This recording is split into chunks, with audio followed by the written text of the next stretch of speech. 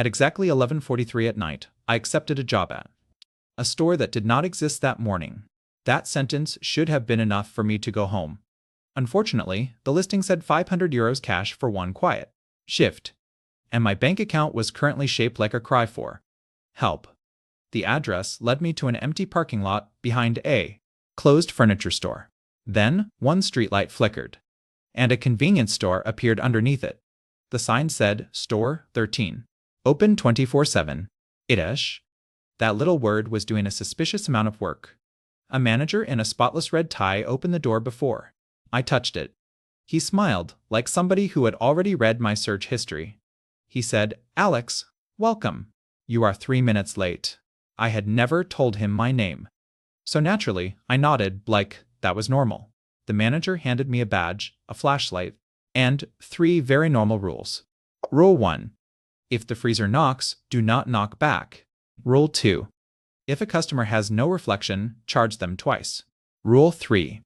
Never count the aisles. I asked why. He said, because the aisles count you back. Then he walked outside and vanished before the door finished closing. For the first 10 minutes, nothing happened. I organized gum, checked the register, and considered every decision that brought me there.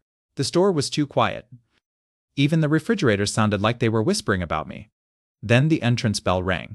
A tall customer entered wearing a raincoat, although it was not raining. He placed an empty glass jar on the counter. The label said, Day. He asked how fresh it was. I said, Sir, that is a day of the week. He leaned closer and whispered, Not where I am from.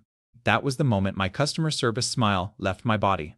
While he searched for coins, I noticed the mirror behind him. I could see myself, the shelves, and one very nervous security camera, but I could not see him.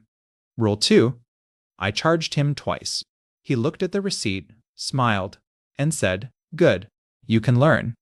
Then he folded himself into the empty jar and disappeared. I stared at the jar for a full 5 seconds. The jar stared back. At that point, the security monitor turned on by itself.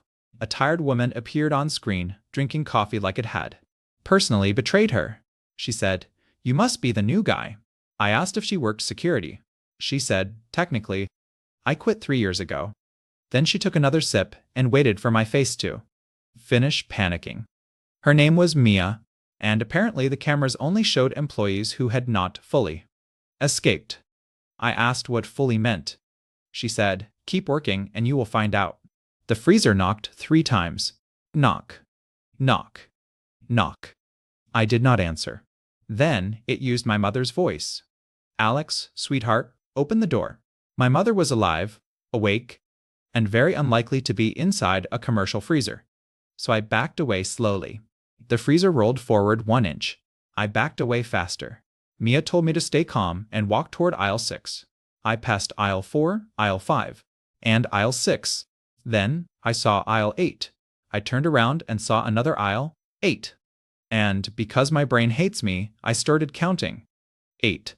8. 8. 8. Every time I said the number, the aisle stretched longer. Products changed into things I had lost. Old keys, unfinished applications, and 1 sock from every pair. The store had been stealing my unresolved problems. At the end of the aisle, a receipt printer began screaming. Paper onto the floor. The receipt listed every decision I had avoided that year. Call the dentist. Reply to the landlord. Stop pretending instant noodles are a personality. The last line said, Choose one or remain employed. Honestly, that was the most realistic threat of the night. The lights went out. When they returned, the manager was standing behind me. His red tie was now long enough to touch the floor. He asked whether I had enjoyed orientation. I said your freezer knows my mother. He said yes. It is excellent with names. I asked what this place actually was.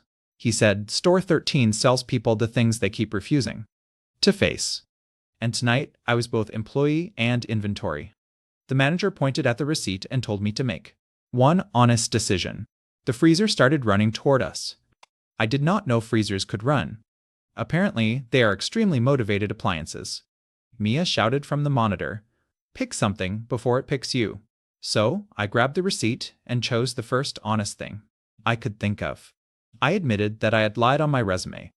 I did not understand inventory optimization. I had Googled it in the parking lot. The manager stopped smiling. The freezer stopped running. Even the jar looked disappointed.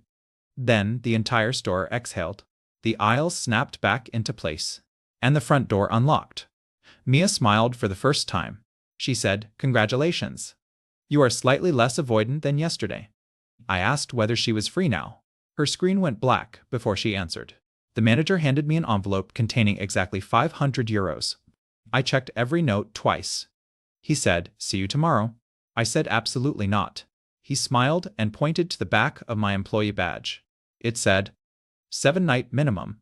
I left anyway, ran home, locked every door, and threw the badge into a drawer. At 3 in the morning, my roommate woke me up. He was holding a red tie and smiling. He said, "Great news. I found us both a night job." Then our refrigerator knocked 3 times. So yeah, I am currently updating my resume. And this time, I am removing inventory optimization.